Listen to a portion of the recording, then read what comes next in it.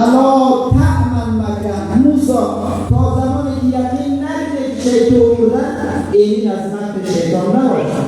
تا زمانی که یقین نکرده شیطان از بین رفته خیال نکنی که شیطان تو را با مکر و حیلش فریب نمیده. وجود مقدس پیغمبر اکرم می‌فرماید دعا میکنه خدایا الهی لا تکلنی علی نفسی، خدای به اندازه یک چشم به هم زدن متوجه اسم باشی، به اندازه یک چشم به هم زدن، به اندازه یک تیر زدو خدای من دعا به خود میرن. وجود مقدس پیغمبر اکرم دائما اللهم اینی اعوذ من شر نفسی، خدایا من از بدیهای نفسم به تو پناه میبرم.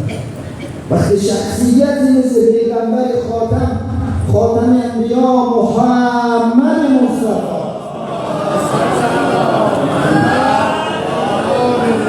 صلی الله علیه و آله و سلم، وقتی شخصیتی مثل ایشان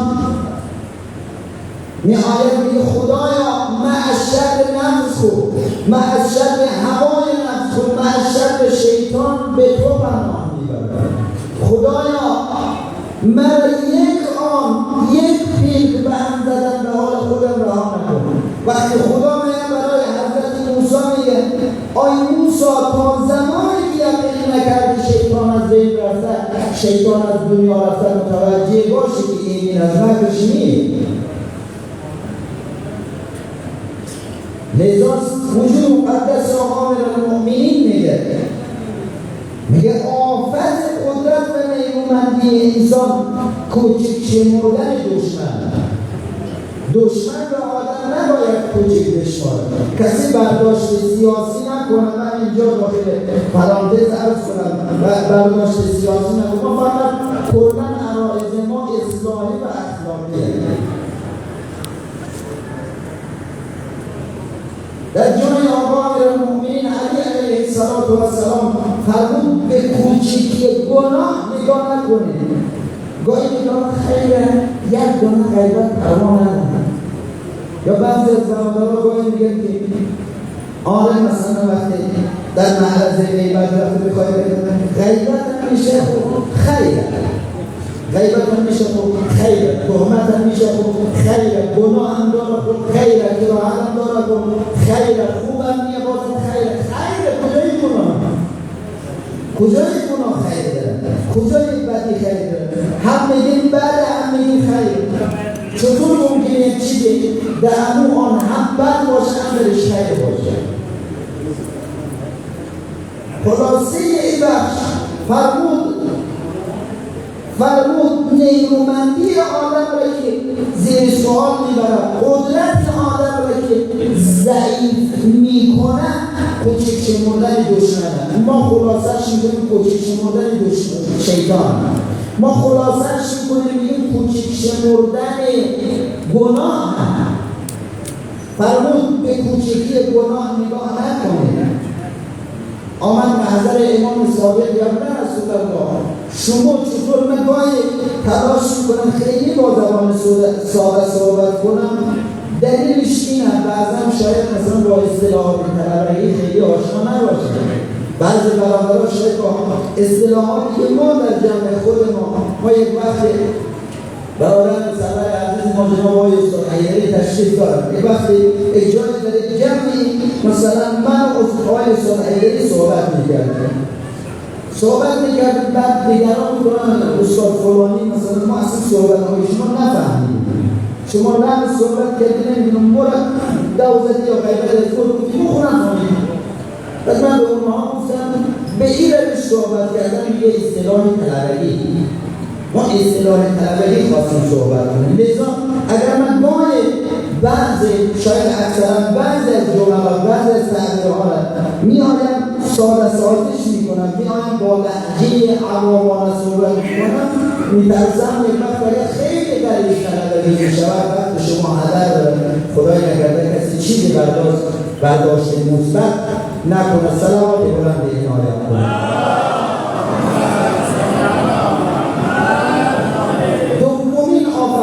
سومین آفت وجود مقدس آقا امیرالمؤمنین علی علیه السلام. سومین آفت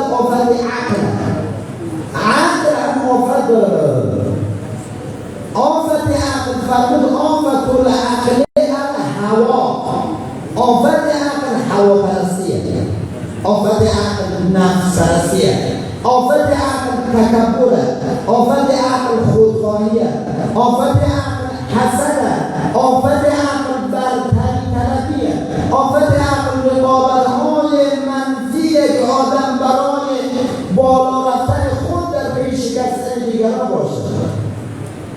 لذا وجود مقدس آقا میرمونه میگه اینمی آفت ها عقل آدم را ضایع میکنه.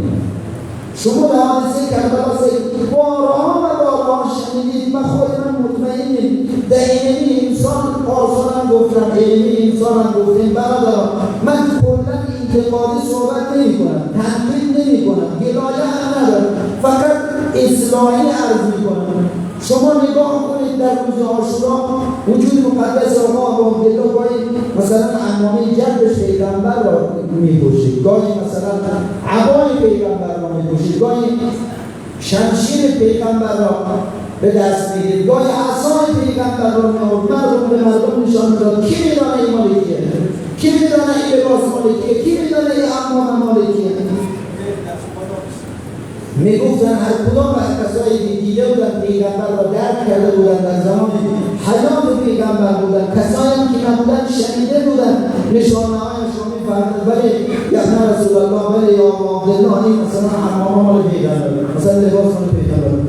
بعدا می‌آمد مردم من می‌شناسید، من حسین بن علی، مردم مادر من خبر دارید کیم؟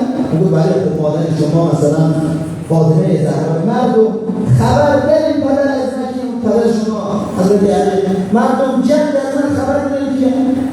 بعد حجت میخواست زمان کنم، با این همه معرفتی که دارید، با این همه مثلا شناختی که دارید، چرا در مقابل من ایستاد شدید؟ چرا آمدید در برابر من قدم کردید؟ میدانید هر کی دستش به خون ما آلوده شود که گناهش بخشیده میشه، برای جهنم.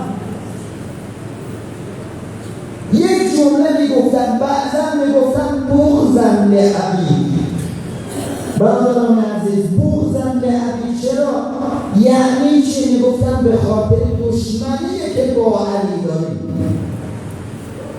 به خاطر دشمنی که با پدرت داریم ما این مقابله فرستاد شدیم.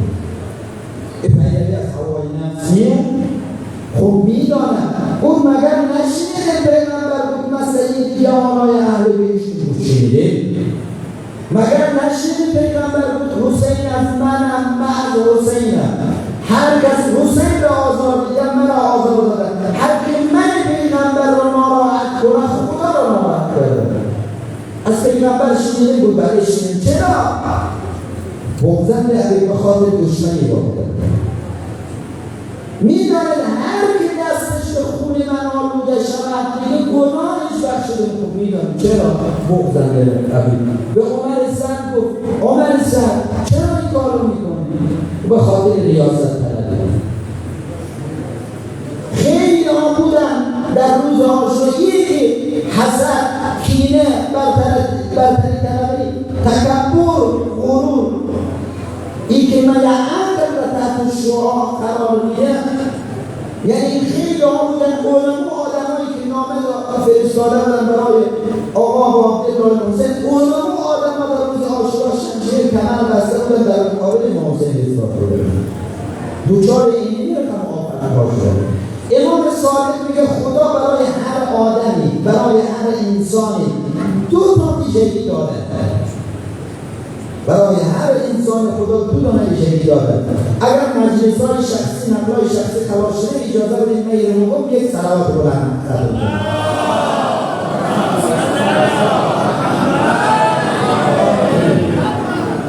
این دو تا ویژگی برادران عزیز، این دو تا پدیده امام صادق میگه خدا برای هر بنی آدمی داده. یکی عقل، یکی شهوت. این عقل و شهوت در وجود انسان از زمانی که انسان به عنوان پسر یا به عنوان دختر به بالغ میرسد، این دو تا پدیده به وجود انسان دائما در حال نزاع یا عقل قبل شهوت ظلم شود، تمام رفتارهای انسان را تحت کنترل میگیرد و میشه فرمایش آقا امیرالمؤمنین از این آفت عقل انسان در امان. یا اینکه خدایی نکرده شهوت باید قبل عقل ظلم شد. کنترل تمام رفتارهای انسان را، گفتارهای انسان را، کردارهای انسان را شهوت در کنترل خود میگیرد. دیگه اون زمان دیگه نه حرف خدا رو میشنود، دیگه اون زمان نه حرف پیغمبر رو میشنود، دیگه اون زمان نه حرف امام زمان رو میشنود، دیگه اون زمان میشه کسی مثل عمر سعد، دیگه اون زمان میشه کسی مثل شیر، دیگه اون زمان میشه کسانی که در قبل محرم نامه نوشته از امام حسین به عنوان رهبر و امام دعوت میکنن، ولی در روز عاشورا در مقابل امام حسین ایستاده میشه. مهم نیه امام حسین باشه و سال 61 هجری باشه، مهم نیه اگر شهوت ما بر عقل ما حاکم شد، روزی که امام زمان ما ظهور کنه، این ماییم که مثل یزدی ها ما میشیم یک نشور دیگر، ما میشیم یک دونه عمر سعد دیگر، ما میشیم یک دونه حرمله دیگر، ما میشیم یک دونه مثلا دشمن دیگر. امروز میگیم اللهم عجل بولیکم فرج. اگر بریم خود رو مدیریت کنیم، اگر بیاییم اعاده را حاکم بر شهوت کنیم، اون زمان میشیم حرمت یزدی بیاریم، اون زمان میشیم زهیر ابن قیم، اون زمان میشیم ارم اربعای ما میشن مثلا حبیب ابن مظاهر برای امام زمان. من غلب شهوته علی عقله. اگه کسی شهوتش در عقلش غلبه کنه، امام صادق میفرماید فهو شر من البهائم. این آدم دیگه از حیوان چهارپای هم بدتر میشه. خیلی عجیب. نمونش تا دلت بخواه الی ماشاءالله هست. توضیح نمید همین اندازه توضیح کنید. اما و من غلب عقله علی شهوته. امام صادق فرمود اگر کسی عقلش در شهوت چه حاکم شد، بیا حاکم درون انسان، حاکم حالتهای روحانی، رفتاری و گفتاری شد. عقل اگر باشه شهوت را عقل کنترل کنه، حسد را که شعبه‌های شهوت، حسد را، تکبر را، غرور را، برتری طلبی را، رقابت‌ها را، خواسته‌های مثلا روحی را کلاً اگر عقل بیاید کنترل کنه، امام صادق علیه السلام فرمود فهو خیر من الملائکه. این آدم دیگه مقامش او قدر بال موره، او قدر جایگاهش بال موره در پیشگاه خدا که خیر من الملائکه، جایگاهش از ملائکه هم قدر بال میشه. مهم خواستن، مهم تربیت نفس. یکی مثلا وجود مقدس آقا امیرالمومنین در جای میگه من عرف نفسه. یکی میگه مثلا سعی اگر خود رو بشناسن، خود رو یک بچه دو ساله هم بشناسن، نام کوچیز خیلی مثلا میگه نام احمد، نام بچه اسکی هستی میگه بچه عابد، باز دیگه بچه اسکی هستی بچه عابد، لاله دیگه فلانه. این قدر این شناخت زدی به بچه دو ساله هم میکنه.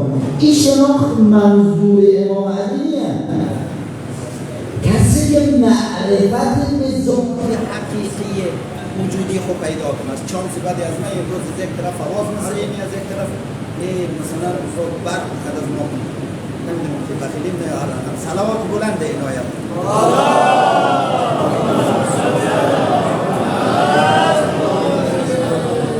خدا تا برق مهمت پوره مزیاد مناره یک صلوات دیگه هم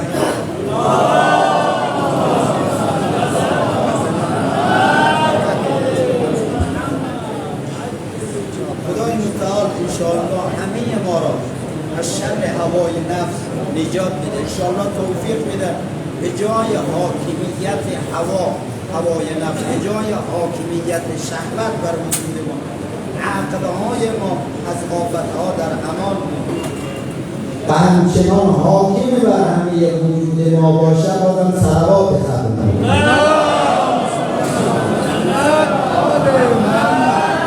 عرض می‌کردم اینی که آقا امیرالمومنین علیه السلام فرمودند من عرف نفسه فقد عرف ربه. یعنی هر که ذات حقیقی وجودی خود را بشناسه، برای چی خلق شده، خالق کیه، انگیزه خلقت چی بوده، چی توانایی های داری، چگونه باید خودت را تربیت کنی، وظیفه در قبال خود پیچیدن، وظیفه در قبال خانواده پیچیدن، وظیفه در قبال جامعه پیچیدن، وظیفه در قبال اون خالق اصلیه که تو را به عنوان احسن الخالقین، اجمل الخالقین خلق کرده و به عنوان اکمل الخالقین تو را خلق کرده، به عنوان کاملترین مخلوق، زیباترین مخلوق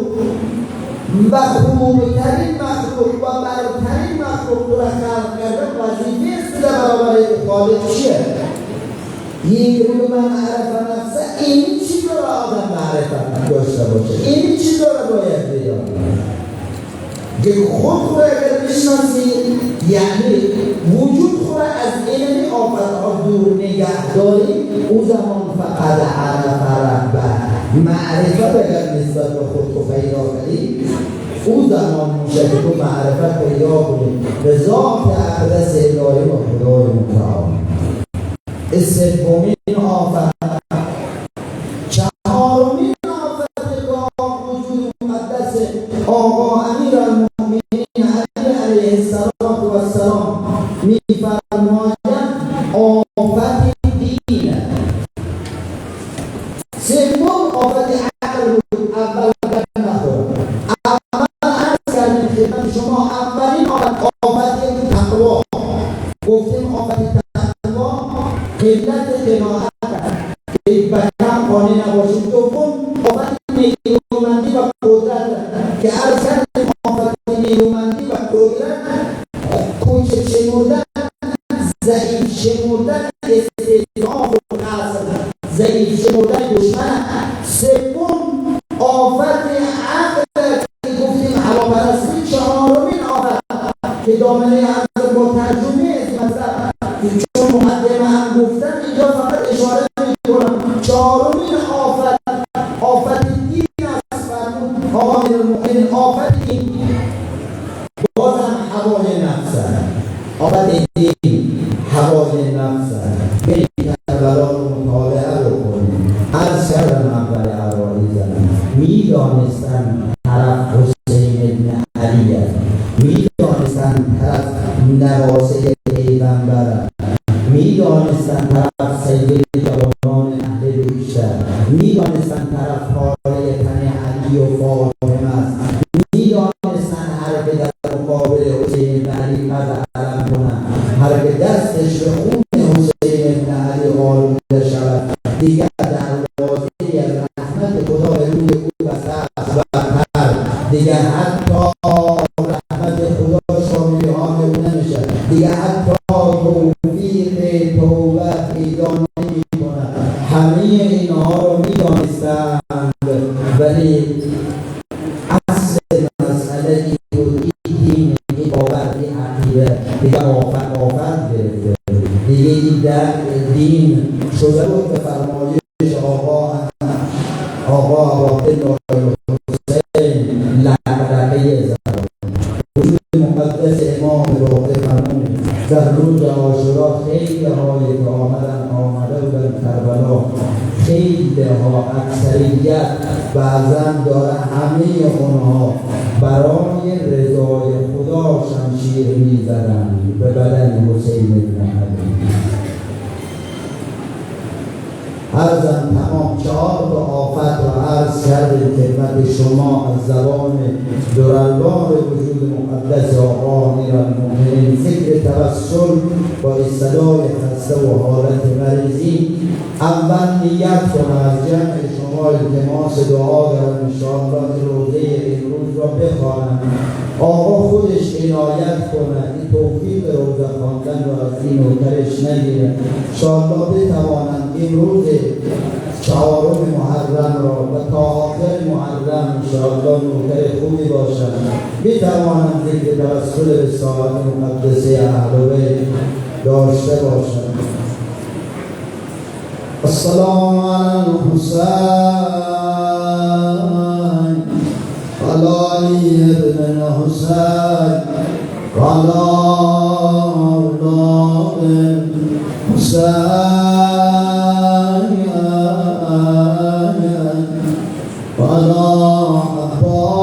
حسین حسین علی اصحاب الحسین میرسد روزه به جایی که نباید بکشد میرسد روزه به جایی که نباید بکشد یا اگر به عقب رفت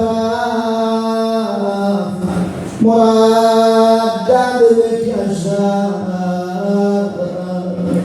میرسد روزه به آن جایی که قرار است پسر یک شب بر روی دستان پدر قد بکشد تیر در شب هجاییست که باید بکشد روزه خان را بسپارید که بیمت بکشد هر بلا را دستگیر کردم ظاهرا خود ارمن است گفت مختار میدانی کربلا چه کار کردم بزا اونقدر قلبش تاریک میشن بزا اونقدر رزیل میشن اونقدر پس میشن به گناهان و خطاهایش افتخار میکنن گفت 3 تا کار من ارمنه کردم کربلا کسی نتوان آی دل سخته های اهل بیت حضار مجلس از شما اجازه میخوام اگه دلت سخت برا مریضان خفته در بستر بیماری دعا کن اگر اشک چشم جاری شد مسافرین رو دعا کنید زندانیان بیگناه رو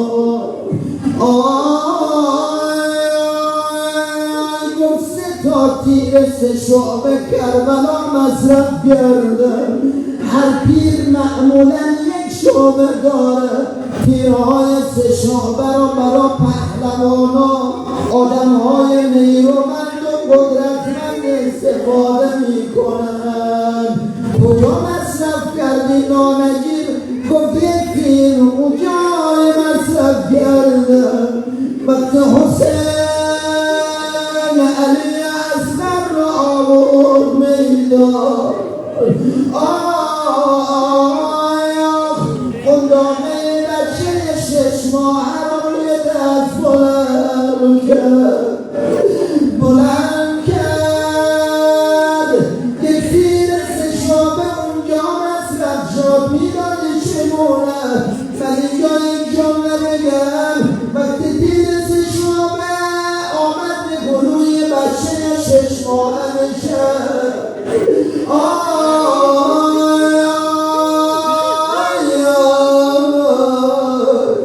کاری کرد با گلوی علی اصغر سادات مجلس کربلا رفتار از سر و بدن علی اصغر سر فقط به پوست بند تیر دوم را کجا مصرف کردی گفت مختار تیر دوم را وقتی دستهای ابوالفضل از بدن جدا شد وقتی ابوالفضل دیگه قدرت دفاع نداشت تیر دوم را به چشم راست ابوالفضل اونایی که رفتیم کربلا جوانان حیاتی و ابوالفضل تیر سوم کجا مصرف شد صدای مختار تیر سوم رو جای مصرف کردم وقتی حسین دامنش رو بالا زد ختم روزه من و التماس دعا وقتی حسین دامنش رو بالا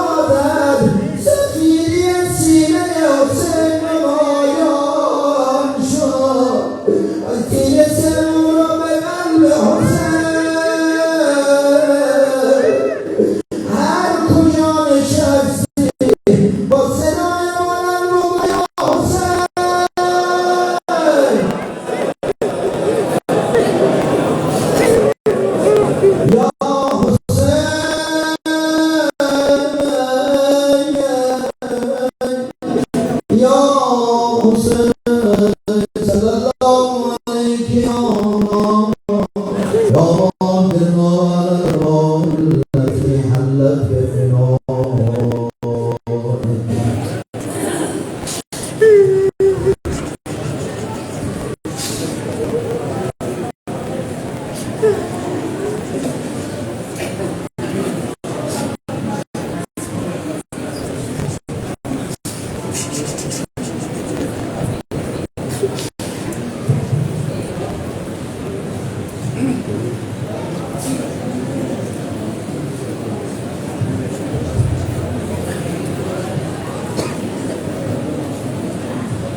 بشري الله الشهداء والأموات جميع المؤمنين والمؤمنات برآورده شدن حوایج این جمع ملتمسین دعا شفای مریضان و بیمارانی که مد نظرند زیر علاجند تحت مراقبت طبیبند و محتاج دعای شما مؤمنین هستند. صلوات بلند بفرمایید.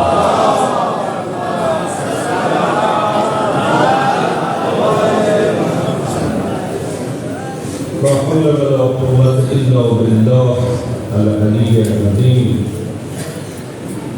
أعوذ بالله من الشيطان الرجيم. بسم الله الرحمن الرحيم. صلى الله عليه وسلم.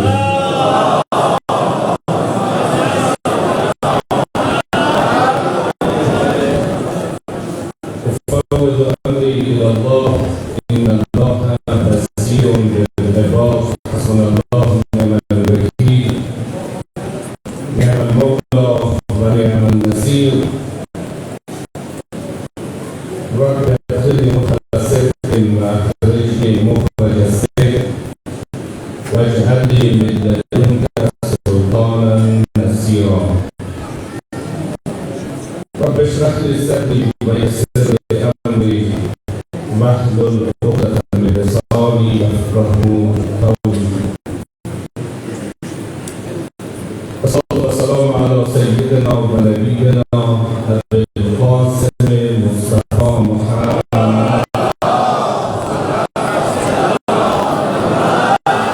وعلى آله وأصحابه الطيبين الطاهرين المعصومين ولعنة الله على أعدائهم من الآن إلى قيام يوم الدين. أما بعد قال الله تعالى في قرآنه الكريم يا أيها الذين آمنوا لا يسخر قوم من قوم عسى أن يكونوا خيرا منهم ولا نساء من نساء عسى أن يكون خيرا منهن ولا تهلكوا أنفسكم ولا تنابزوا بالألقاب بئس الاسم الفسوق بعد الإيمان ومن لم يتب فأولئك هم الظالمون. صدق الله العلي العظيم.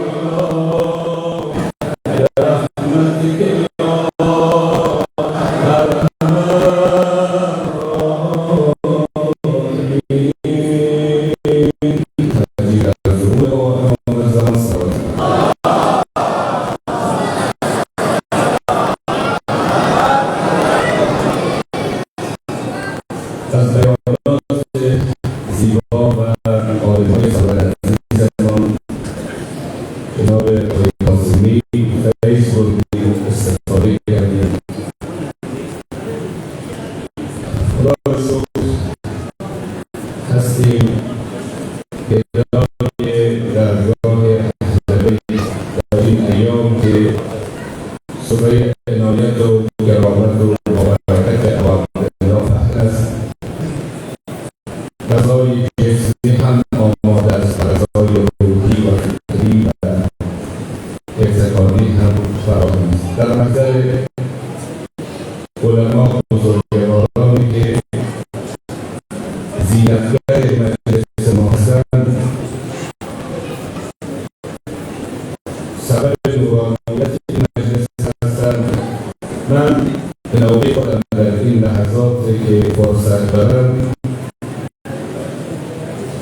ادامه بحث‌هایی که دو سه روز هم محضر شما سرداران عزیز تقدیم کردیم، آیات از قرآن کریم، سوره حجرات، سلسله‌وار بعد از دیگری برای خودسازی بعضی از گناه‌های برای ما عادت شده است.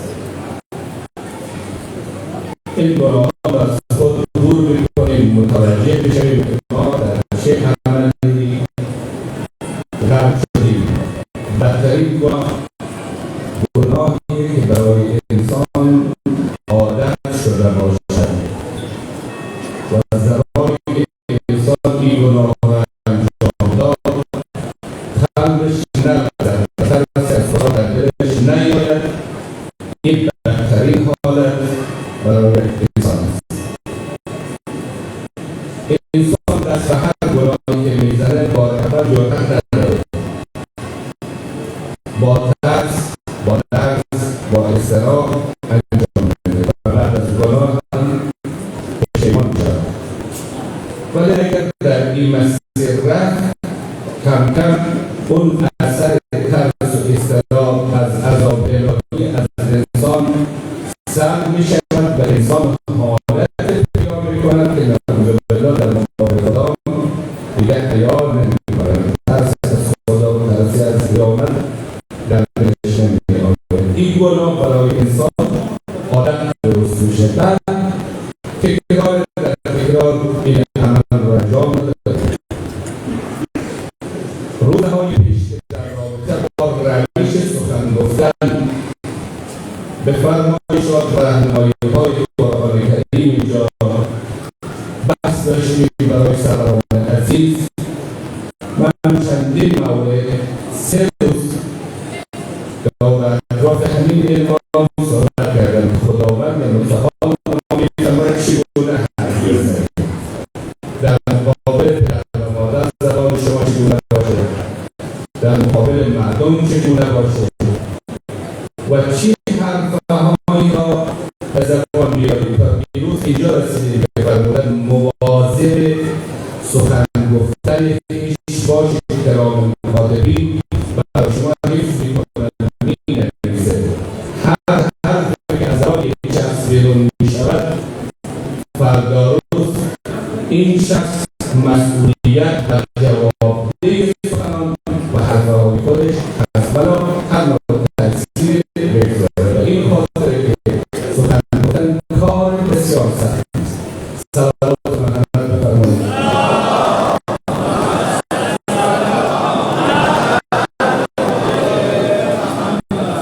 نامه دادن که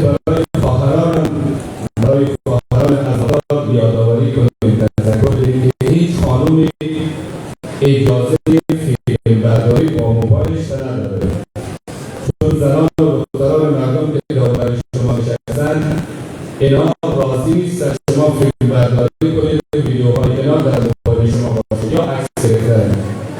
بنابراین هیچ قانونی حق نداره موبایلش بیرون کنه، از منزل پایین مجلس زنانه فیلمبرداری کنه یا عکس بگیره.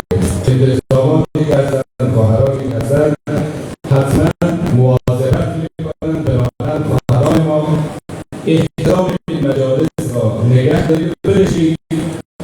اگر یک کلمه بر معرفت شما اضافه شود ثواب عبادات و از ذکرهای شما بیشتر خواهد شد. خداوند از همه شما قبول بفرماید.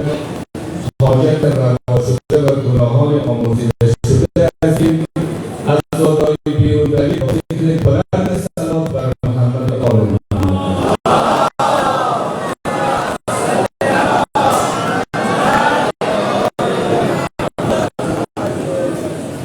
روش سخن گفتن چقدر خداوند متعال با بندگانش زیبا حرف میزند. اگر حرف از احکام دینی است، خداوند بندگان مؤمن و مسلمانش را خطاب می‌کند. خدای لحن بسیار شیرین و زیبایی دارد. اگر یک مسئله را اعلام می‌کند اعتقادی است، عقاید کلی برای بشریت‌های همه انسان‌های زمینه. باز هم خداوند متعال با زبان بسیار نرم بیان می‌کند.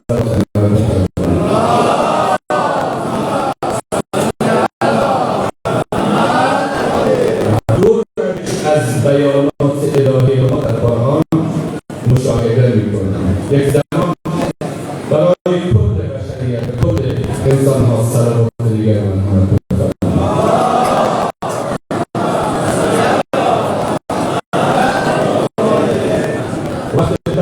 بحث اعتقادی است برای اون انسان‌هایی که سر تسلیم در مقابل پروردگار خم نکردند، عبادت کردند، تسلیم دستورات الهی نشدند.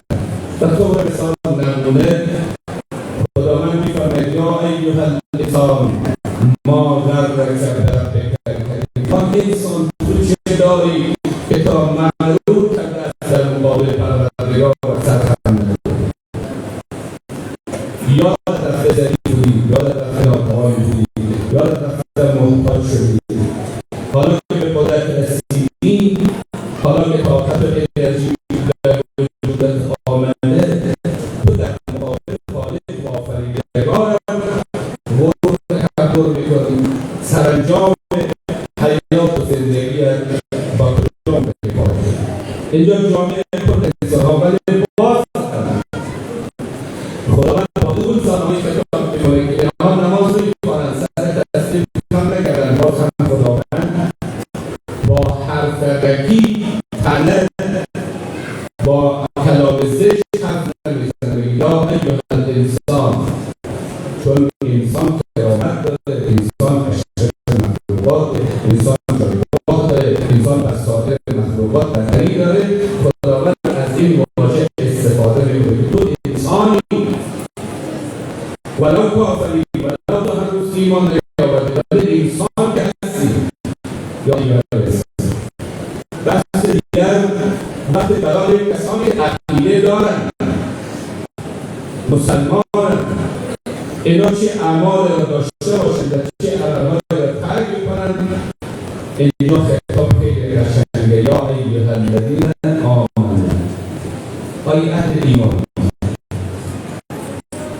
شما تجربه کنید.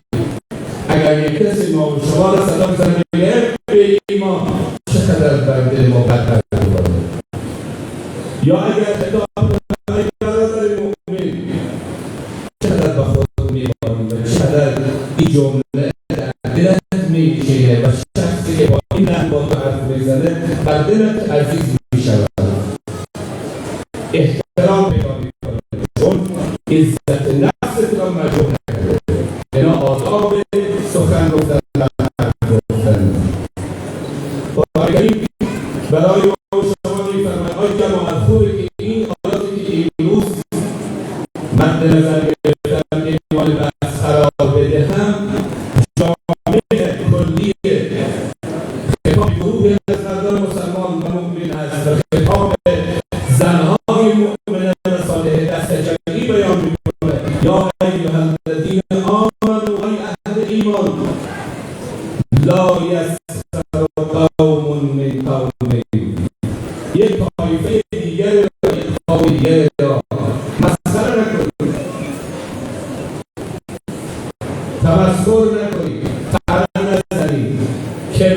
نگویید. حرفهای زشت و ناپسند و ناروا با اونا اطلاق نکنید. به یک جماعت میگه آی جماعت از مؤمنین، آی اهل ایمان، یک قوم دیگر لا یستوون یک قوم دیگر طایفه‌ای یک گروه دیگر یک جماعت دیگر باشه که اون جماعت رو که شما مسئله کنید از شما بهتر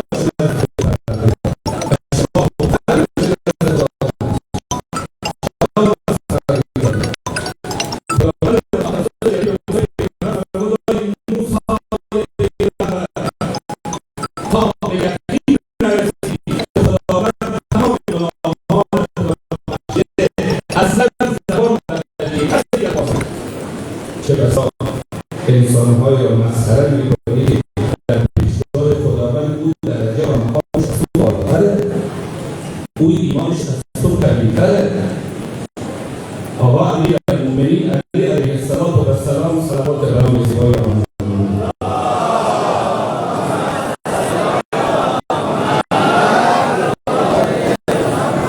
فرمود ای مالک، خب دقت بفرمایید.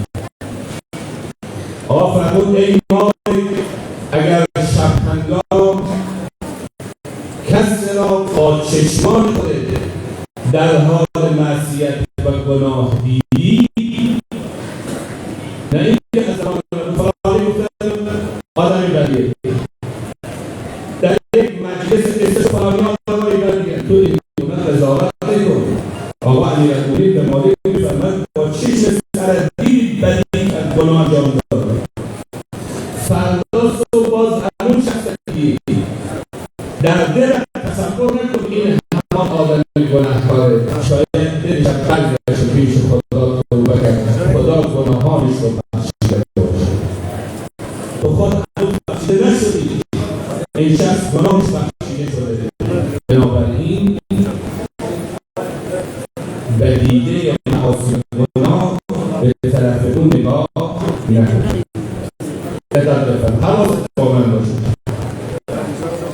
پس ببینید کی برتر ما نمی‌دانیم، همه مردم را از خود برتر بدانید، همه مردم را از خود بهتر تصور کنید، کسی را مسخره کنید، بی‌حرمتی کسی را نکنید، با زبان کنایه و تحقیرآمیز اسم کسی نبرید، نام کسی را نگید، شخصیت کسی را توهین نکنید، جریده‌دار نکنید.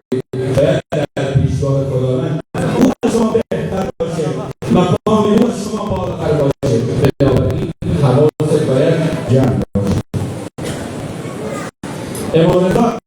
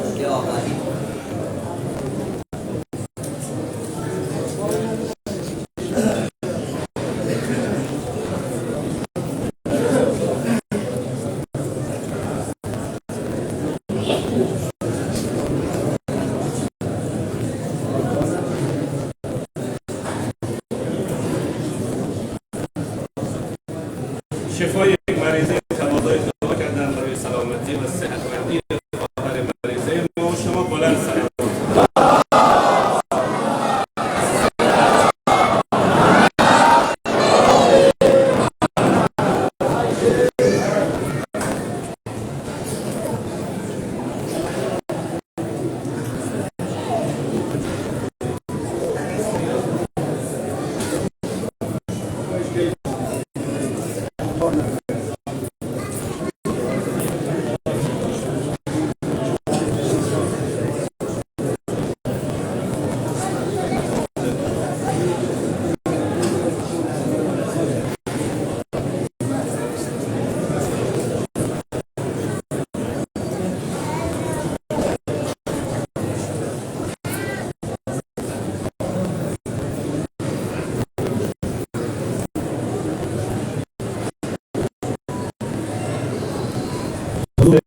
پرنور سید بزرگوار حجت اسلام و لزومی حاجی حسینی و همسفر گرانقدرش آقای حسینی دیگر که هر دو حسینیان روز به شهر حکم ما رسیدن و مجلس ما منور فرمودن. عرض خیرمندان سروران عزیزان خداوند متعال وجود همه علمای دین ما را از بلاها و خطا حفظ فرماید.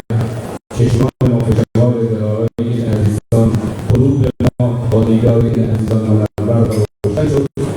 انشاءالله که در روزهای که هم از محضر پربرکت سروران عزیز مستفید خواهیم شد. صلوات بلند بفرمایید.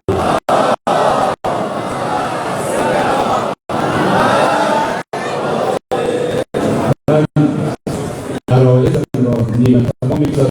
حداقل سکته ایجاد کرد وقتی که انسان زحمت می‌کشه و فرموده مرحوم کافی رحمت الله علیه در یک از منبراش می‌فرمود که آدم با سکون دل یک ساعت حرف می‌زند و حواس مردم را جمع می‌کند تا اینکه هدفش را از بیان این مطالب بیان می‌کند، نتیجه گیری کند. در اون زمان یک خلل ایجاد می‌شود، یک سکته. بعد دیگه تمام این مطالب پرواری می‌شود از دست. فقط نتیجه فعالای امروز محضر سروران عزیز تقدیم کردیم نتیجه گیری یک جمله از کلام دربار سامع الحجج آقا ابن موسی رضا علیه السلام هستند. 10 تا خصلت و صفت نیک برای شیعیانش ذکر فرمودند. یکی از اون 10 تا این فرمود شیعیان ما کسانی که بر احد نگرد مگر این که تصور کنند او از من بهتر است. چون صحبت من روی این بود بر تنبیهی نداشته باشیم کس را به مثلا نگیریم، به کس تحقیر و توحید رسانی نکنیم. اگر ما دیگران را از خود برتر بدانیم، بهتر بدانیم، ابدا جرأت نمی‌کنیم حرف ناروا در مورد شخصیت کسی بزنیم. این نشانی شیعه بودن آقا امام رضا علیه السلام فرمود شیعیان ما کسانی که به حق می‌نگرند میرن او از من بهتر و برتره. صلوات بفرمایید.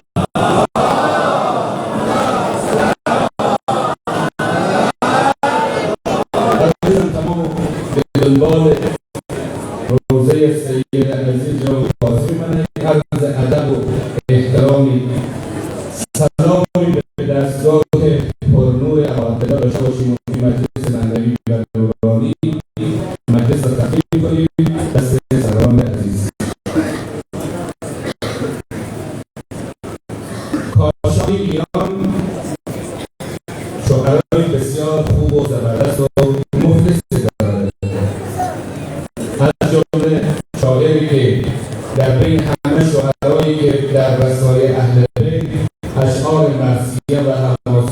روزن می‌درخشد نام زیبای محتشم کاشانی. مقبلم اشعار زیبایی داره از کاشانی، محتشم کاشانی که جریان رونق می‌کنن.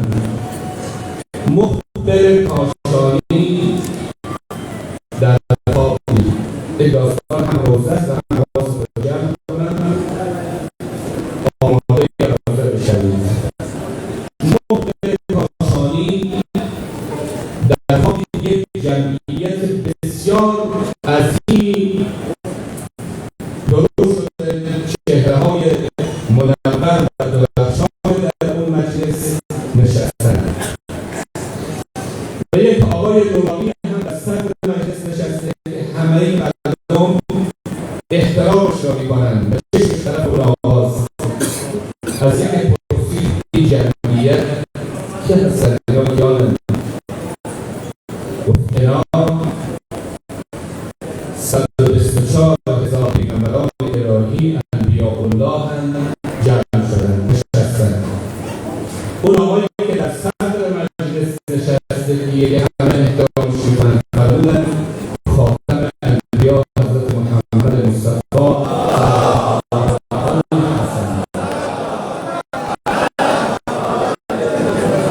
انبیا برای چی جمع شدند؟ گفتند ایام شهادت نوه پاک پیغمبر خاتم انبیا محضر پیغمبر خاتم جمع شدند تسلیت عرض کنند شهادت نوه نازنینش حضرت ابوعبدالله حسین علیه السلام. مقبل میگه من در عالم خواب با خودم گفتم باشه من ببینم در محضر پیغمبر و سایر انبیا کی روزه میکنه، چه مصیبت و معصیه میکنه. میگه وقت مجلس خوب آرام شد هم نشستن دیدم پیامبر بزرگوار اسلام فرمود که صدا کنید محتشم کاشانی بیاد. خوش به حال محتشم در محضر پیغمبر و مجلس انبیا محتشم به ناز روزه میکنه. دیدم محتشم وارد شد سلام کرد بر پیغمبر. پیامبر بزرگوار رحمت اشاره کرد گفت محتشم از اون اشعاری که برای حسین من سرودی باید شد در جمع اون اشعار بخوانم. میگه من حواسم رو جمع کردم ببینم محتشم کدام یک از اشعارش رو بخوانم. محتشم آمد طرف منبر پیغمبر فرمود برو بالا بالا بالا تا پیغمبر بشی همه صدایی رو بشنوند از اون اشعاری که در مسائل حسین از سرودی بخوانند. اشعاری که بعد از این اشعار شهرت پیدا کرد و در تمام تکایا و عزاخانه ها نشر شد اشعار محتشم کاشانی. گفت دیدم محتشم شروع کرد از این اشعار خواندن.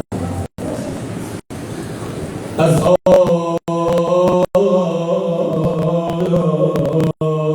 هم مزایده گردن کوفیان، از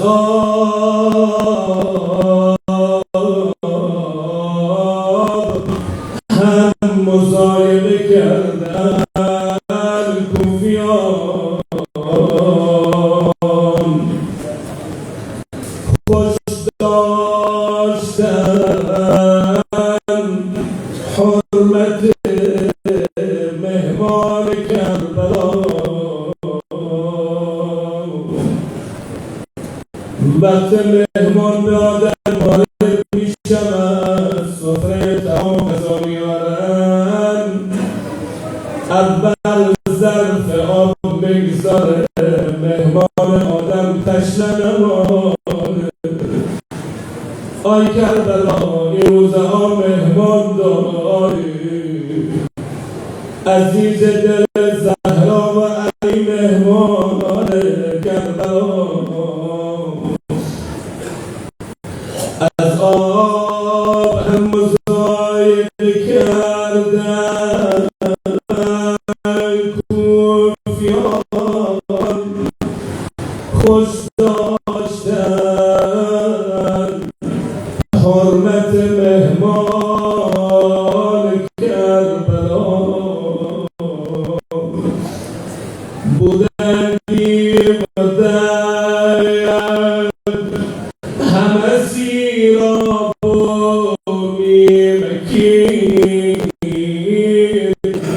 خاتم زدند آب سلیمان کربلا محتشم یک دو بیت خواند گفت دیدم همه انبیا گریه میکردن خاتم انبیا سر به زانو گذاشت شانه هایش میلرزه برای حسینش گریه میکردن تا رسید محتشم مصرع شعرش را خواند ذاتش نگاه هنوز به ایوک میرسد آواز الاتش ز بیابان کربلا میگه دیدم ملک آمد قاصد آمد گفت یا رسول الله به محتشم بگو دیگه اشعارش رو نخوانه به محتشم بگو دیگه روزن خانه بسه پیغمبر فرمود چرا محتشم نخوانه فرمود یا رسول الله پشت پرده مادرش فاطمه غش کرد بیدی تا در شیدر این مصیبت را نداره یا رسول الله به محتشم بگو بس دیگه نخوان ذاتش نگان هنوز به ایوک میرسد آواز الاتش ز بیابان کربلا موقع کاشانی میگه منم گریه کردم همه انبیا گریه میکردم از مجلس انبیا بیرون شدم گفتم مقبل تو هر شاعری اما رسول خدا اشعار تو را نپسندیده شعر تو مورد قبول واقع نشد رفتم گریه میکردم قاصد دنبال سرم اومد مقبل چرا ناراحتی بدونی این مجلس تحت نظری کیه گفتم در دل منم اینجاست من شاعرم اما اشعار من اهل بیت نپذیرفته صدا زد نه چرا این حرف رو میزنی بیا تو مادر حسین طلب کرده بیا مجلس ما زنها روزه بخوای مقبل گفت فارغ شدم مجلس فاطمه زهرا چه روزه‌ای نزل کنار دگر تا به استقامت دار نه سید الشهدا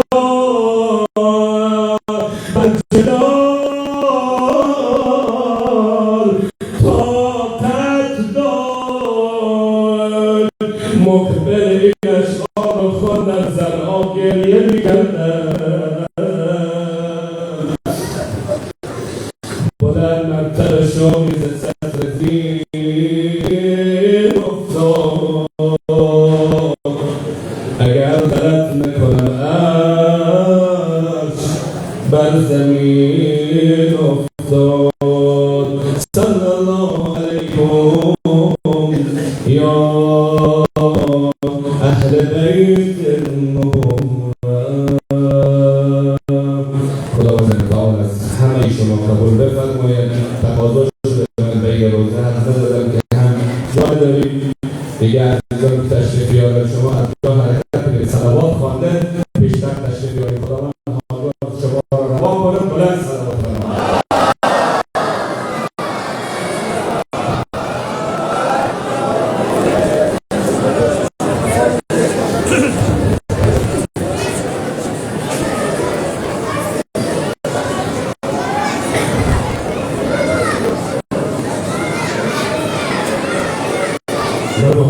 و اهل بیت محمد سلامات.